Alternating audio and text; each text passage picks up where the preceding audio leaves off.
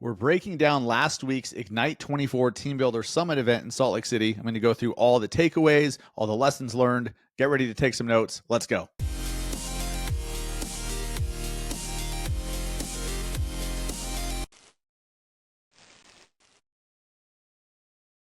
What is up, guys? Welcome to episode 356 of the Massive Agent Podcast. I'm your host, Dustin Brohm, here in Salt Lake City, Utah.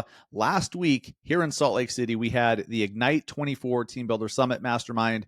Absolutely incredible event. Now, I have a bone to pick with Hurricane Milton, that son of a bitch, because we had 5 people who could not make it because, well, they didn't want to leave their property and or families behind because of the stupid hurricane. So aside from the 5 people who could not make it, it was an incredible event. Amazing feedback that I've got so far. Everyone who was there was like, please don't make it this big giant thing. Here's what's cool. It wasn't a big conference. It wasn't like, 100, 200, 400 people in a room. It was a small, intimate mastermind where we had time to really like talk through stuff. Like if someone had a question, we had time to like really dive deep, and people who had an answer or a solution had time to like, really dive deep and give perspective on that. So everyone that went got a ton out of it, and really pleased with it. So, but I know most of you, I mean, all but a dozen or a couple dozen of you, I don't even know what I was going to say there. All but like a dozen or 2 dozen of you were even there. So of course you didn't know the takeaways. So I'm going to bring them to you. I'm going to give you the takeaways. I'm going to break down what I made notes, like, as I was listening to the other speakers, I was making notes, I was making mental notes, and I'm going to share those with you. And then just some overall takeaways and lessons learned as well, that I learned as somebody putting this event together and organizing this event, that I learned about agents that I think you might find interesting. So let's start with this. I'll start with the speakers. So we'll start with Neel Dhingra. So Neel Dhingra came into town. Neel Home on Instagram and YouTube and everywhere else. You all know Neel. He's been on the show a couple times. So Neel came. He was incredible. So he talked about brand building, video content, building a community, and how agents should be creating a place for, whether that's local residents of a certain community or local homeowners, or certain groups of local people, creating a community through a certain platform or a Facebook group community, and how to monetize those communities. That was incredible. My biggest takeaway was just something that Neel said. He said that when it comes to creating content, if you could just live by this one mantra, you'll do so much more. And then if you're busy, you won't have these big long periods of time where you're just not posting anything, which I know a lot of us struggle with. So he said, make before you manage. Make a piece of content, make a video, make a post before you dive into your day and start managing the business, start managing all the fires that you've got to put out. Make before you manage. So if you just take 10 seconds or 30 seconds or even a minute before you dive into the day and just record a quick story. Hey, here's what I'm up to today. Here's what I'm working on. Here's what I'm going to do. You're going to get so much. That does so much more for your business than if you just, well, I'm busy. I'll make a piece of content later. So that's my new mantra. I love this. Like, I've already thought of it consciously numerous times since I heard him say that. So my biggest takeaway from hearing Neel Dhingra was make before you manage. Then Paige Steckling did a great job. She was there. Utah Real Estate Paige on Instagram. If you don't follow her, you must be living under a rock. She's been on the show before, a couple of times actually.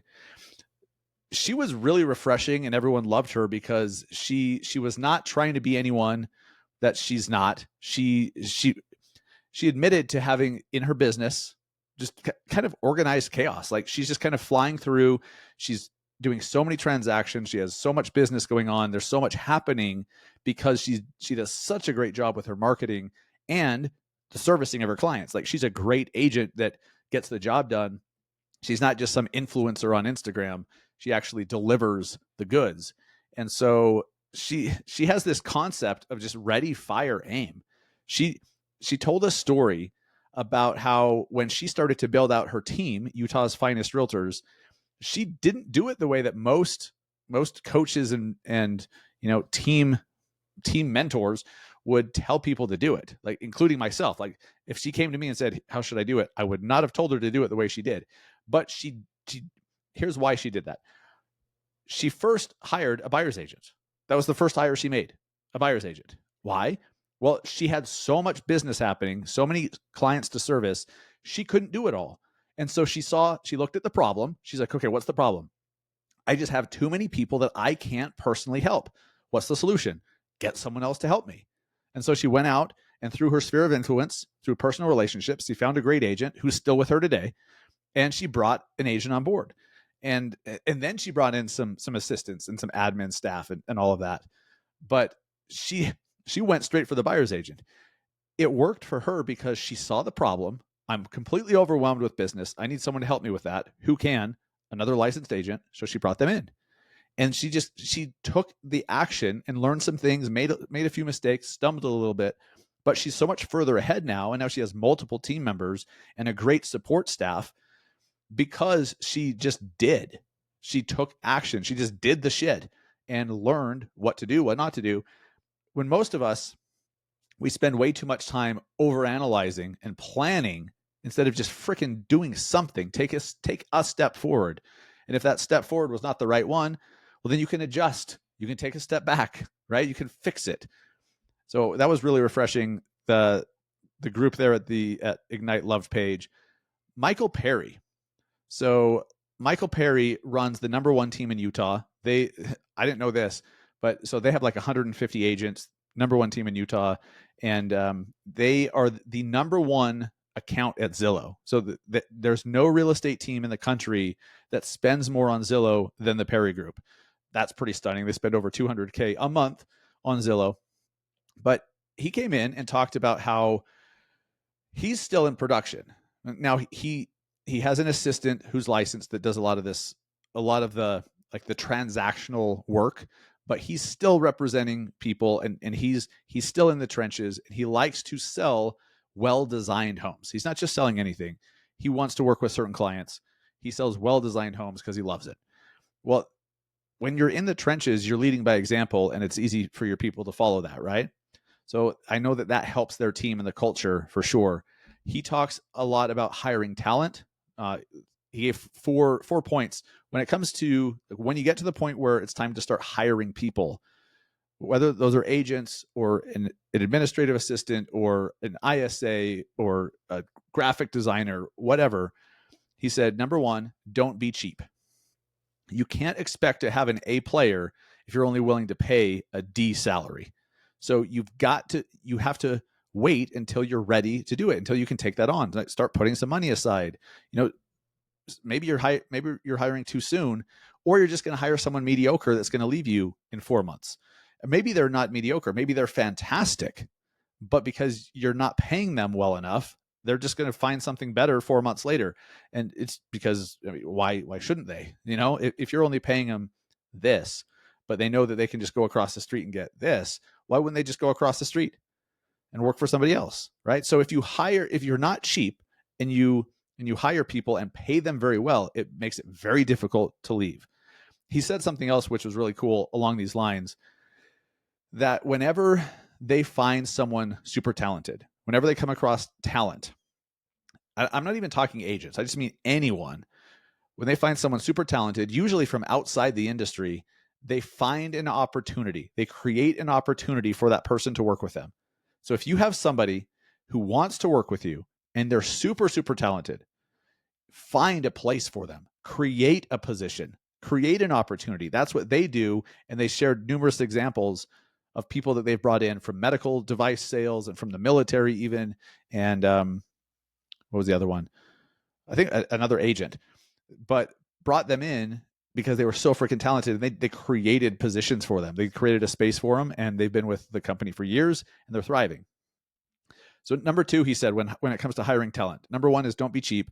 Number two, you ask them, okay, aside from money, what else is most important to you? Because of course, money, when you're hiring people, money is important, but what else? Some people care a little bit less about money and they want growth. They want to be a part of something that they can participate in, that they can take ownership of, that they can build. They want to be part of the growth in creating and building something cool. And that's a little bit more important to them than money. So ask people, besides money, what's most important to you? And then really get to know people. When you're hiring talent, get to know them. Who are they as people? Not just, okay, your resume looks good. Awesome. Do you have any questions for me? But like, get to know them. Maybe even meet off site and take them to coffee, take them to lunch, meet them for a baseball game, for example, where it's kind of chill and low key, so you can really get to know them. Not with every person you hire, but with key people, absolutely. And then number 4, when it comes to hiring talent, you have to set the tone that right from the beginning, this is my team, this is my business, but I'm here to serve you. Those were the exact words Michael Perry uses. This is my team, but I'm here to serve you. So then there's no confusion about who's in charge, who's ultimately the decision maker, but they also are not confused that they have input, they have say, they have some ownership in that, where they can share ideas. They're not just like the little minion over in the corner. The team owner, the team leader is there to serve them, and that should empower them. Quarterly meetups with staff is important. Find out what they're happy about, what they're unhappy about. This is not necessarily with your agents if you're building a sales team, but with staff. Meet with them every quarter. Really dive deep on what's working, what do you like, what do you not like, what are you happy about, what are you not happy about?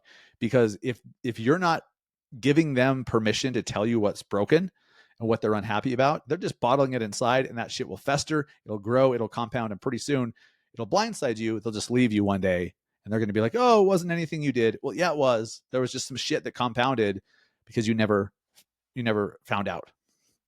I told you that the Perry Group spends over $200,000 a month in ad spend with Zillow. Not ad spend, with just spend with Zillow, right? Well, here's what's cool. Their mentality is, look, if there's a vendor, if there's a lender that they're going to be recommending to people, if there's any vendor that they're going to be giving business to, they expect that vendor participates financially in everything that they do as well. So especially on the lender side. So for that $200K plus per month, their lender pays half. That's a large amount of money for a lender to contribute, but they also get a large amount of business, a large amount of leads coming in for that. So this is something that if you're going to be a business owner in real estate and not just a transactional solo agent, wrap your head around this. If I came to you and said, hey, I have a buyer for you, but I need a 25% referral fee, most of you would say, okay, great, done. Like, let's do it. And you have no problem giving away 25% because you see that's valuable, right? Somebody shows up with a client in hand saying, here you go, here's someone to work with, here's a piece of business. You see the value in paying for that, right? Through a referral fee. Well, don't you think if you're showing up to your vendors, your vendor partners, roofers, landscapers, plumbers, painters, you name it, gutter installation people, you're just going to say, hey, roofing company, I have a client for you. It's worth $15,000. They have to replace their roof. Ask for something in return. Ask for a referral fee. And don't freaking tell me that you can't do that. It drives me out of my freaking mind when an agent's like, that's actually not ethical. You can't actually do that. That's not legal. Bullshit. If you're hiding something, that's unethical, that's immoral, and that's probably illegal. If you're hiding shit. But if you're on the up and up, if you're transparent, if you disclose everything properly, and it's just a business transaction, a business relationship between two willing partners, and you disclose it to everyone who needs to know, you're not breaking any laws. There's nothing wrong with that at all. Nobody gives a shit as long as you do it properly. So if you are giving business to some other company on a silver platter on a regular basis, you should be asking for something in return. You're just giving them business and not asking for anything in return. That'd be crazy if I came to you and you with a client and I said, hey, I have a buyer for you. And you're like, cool, thanks. I'm not willing to pay you for it, but I'd love to take your buyer. That's laughable. So flip it and then stop acting like that. Let's talk about Jonathan Campbell. Jonathan Campbell came. What I love about John, and he's been on the pod before, see, everyone who spoke has been on the podcast except for Michael Perry. I got to get him on the pod soon. So Jonathan Campbell came, and he runs the John Campbell team, the number 5 team in America. That's all. They're just the number 5 team in America, according to the 2023 Real Trends. That's pretty freaking nuts. So they sold just shy of 2,000 homes last year with 28 agents. 28 agents sold almost 2,000 houses. That's like 70 deals per agent average for their team. So John came and shared with us how he does it. Well, he tracks everything, right? He shared, first off, they have production minimums where they hold their agents accountable. If they're not willing to do the work, if they're not going to show up and do what they're supposed to do, they can't be on the team. So they have production minimums. Now they track everything so they can find out, like, if somebody is not doing the work, or maybe they're doing the work, but something's not working. Like they're doing their calls, they're getting meetings, getting appointments, but then no offers are being accepted. You can find out, that person needs some help with writing offers or presenting offers or creatively structuring offers. You can find out where the broken parts are if you're tracking everything that they're doing, because you don't just, if you bring someone to your team, you don't just want to fire them if they're not producing. Like, you want to find out, hey, how can we get you productive? And John's been very, very good on his team with, first off, getting people who are going to be productive and then making them more productive. And accountability is huge. Competition is huge. Let people compete against each other. Let them see how they're stacking up. Do leaderboards and all that cool stuff. I know the Perry Group does that, but John's team does as well. Here's what's cool about John. Even though he's selling 2,000 houses a year, number 5 team in the country, if you walked by the guy, you'd have no idea. I mean this as a compliment, and I've told him this before. You don't need to be flashy and loud on social to absolutely dominate business. If you know your shit, if you work your ass off, if you have great people around you. So most people in the industry don't know John. Now, he did just speak at the Zillow conference a week before the Ignite event, and he was on stage at the Zillow event, as he should be, and he should be on a lot more stages, but the industry doesn't know him because he's not really active on social. He hasn't really done much on social media at all. So most of you don't know who he is, but then you're like, wait, the number 5 team in the country, how have I not heard of this person? Exactly. So he's a great example that that you don't have to fit a certain type in order to be super wildly successful and productive.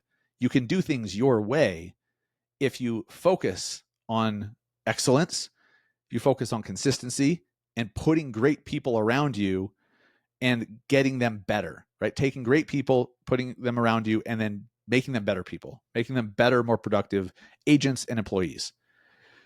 Here's a couple takeaways that I got. There's some things that I learned rather about agents from this event.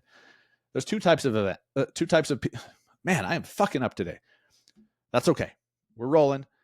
I'm fucking up, but let's keep going here. 2 types of agents. Those that let small speed bumps completely become roadblocks. I've been that person before in the past.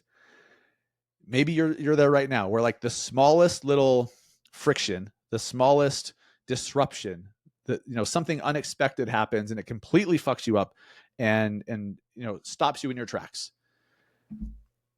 That's one type of agent. The other type will damn near fly through a hurricane to do something that they know will help their business. So we had some people not able to come. There was people because of the hurricane. There was one other that I got to be careful here. There was someone who didn't come that I know they didn't come because of inconvenience, right? It was inconvenience. It was not something major. When I saw this, I was like, really? Like, you couldn't come because of that? Like, sucks for you. But then we had a couple in Florida who, they knew that the hurricane was coming their way. They were basically in the path of it. They were like, well, we're still planning on coming. And I'm like, really? You're still planning on coming? Are you sure about that? And they're like, we're still planning on it, but we're going to make a last minute decision. If this thing doesn't turn, obviously we can't come for obvious reasons. But if it turns, like we don't just want to cancel and not come. So they went to the airport. They were about to get on their flight to come to Salt Lake. And literally, they're standing at the gate. At the last minute, at the very, very last minute, they decided, you know what? We wouldn't feel right leaving. It doesn't make sense. Too risky. That, we're going to get hit by this thing. We got to pull the plug. They were this close to coming, and even though they didn't show up, it was the mentality that they had. So everyone who was there, and even most of those who weren't there, they had the mindset they're not going to let anything freaking stop them. Like, it's going to take a hurricane going over their house to prevent them from coming. I respect that so much, that mentality. And if you can build that, if you have that mentality where like any speed bump, any roadblock, any wall is still not going to freaking stop you. If it's a wall, you're going to go over it. You're going to go around it. You're going to go under it. If it's a speed bump, you're going to plow through that freaking thing. Don't give up because you hit resistance. You're hitting resistance because you're on the right path. You're hitting resistance because that's how it works. When you're on the right path, when you're doing the right things and you start to make progress, of course you're going to get resistance. That's showing you are doing the right shit. Resistance shows up when you get outside your comfort zone. When you start to take a big leap forward, it's like, I don't know what it is. It's like the universe's way of being like, have you earned this yet? Like, should you be taking this big step? Have you earned it? Do you deserve it yet? And if you just keep going, you prove, yes, you do deserve it. So don't freaking give up. Like, don't let ridiculous shit stop you from doing something is going to massively impact your business in a positive way. So super excited about the event. I will say this, we're going to do it again. I'm not sure when yet, but I'm already, wrapping my head around the next event. We're going to keep it a small mastermind. So everyone that was there agreed. They were like, you can't make it big because then it changes the dynamic of it. It wouldn't be as valuable or as powerful if it was this big thing of even like, 50, 60, 80 people is way too big. So I think we're going to just keep it small. It's going to be more expensive, but much smaller. So, we're going to get better, more determined people there, which, by the way, is the room that you want to be in. Those are the types of people that you want to spend the weekend with. Not people that are like, oh, I'm here because, it's cheap and I thought I'd spend a couple $100 and, no. So we're going to do it again. I'll let you guys know when it's happening. Now, in the meantime, if you want to be a business builder, if you want to dive deeper on some of the stuff that we talked about at Ignite, if you want to have the whole playbook for going from a solo agent to a thriving business owner agent, then you need to be part of our new Massive Agent Business Accelerator. It's a new 12-week program. So we're already in week 1. As you're hearing this, as this podcast comes out, we're already in week 1, but it's not too late because everything's recorded and you can catch up. I'm only going to let new members in for the first 3 weeks. And after that, there's too much to catch up on. So for right now, we are still accepting new members for this 12-week program, the Massive Agent Business Accelerator. If you are a solo agent, or even if you're already a current business team leader and you just want to accelerate the shit out of that growth, you need to be part of this. There's more information over at massiveagentsociety.com. There's still a chance to be a founding member because after this first group, the first 12 weeks with the group that we have, there is no more founding member discount. There is no more founding member perks. You can only get those now and for the next week or so. So go over to massiveagentsociety.com and check that out. I'm very proud of what we've built. This is the accelerator, the cheat code that shows you how to go from wearing all the hats, being way too busy, way too stressed out, not enough time to do anything, and just spinning the hamster wheel. We're going to show you how to build a business. This is the formula and the system and the roadmap to build a legitimate business that you are the CEO of, that you can remove yourself from at a certain point. And when that time comes, you're going to be making more money and working so much less than you are now. But it just takes different decisions. And it takes following a certain roadmap and being around others that are doing it too, so that you can learn from them. There's others in the group that are further ahead than you, who maybe some are not as far ahead as you. It's the perfect community for agent entrepreneurs. If you consider yourself an agent entrepreneur, you want to build a true business and buy yourself some freedom and time and be able to step out one day. And maybe that step out of sales, or maybe just take a step back from sales, or maybe your role in the business shifts. Whatever the hell you want to do, you need to start making some different choices now. And we have the roadmap, the plan, the structure, the formula, the blueprint to it all. MassiveAgentSociety.com. Join us. Thank you so much for listening. I appreciate it. I'll see you guys next week.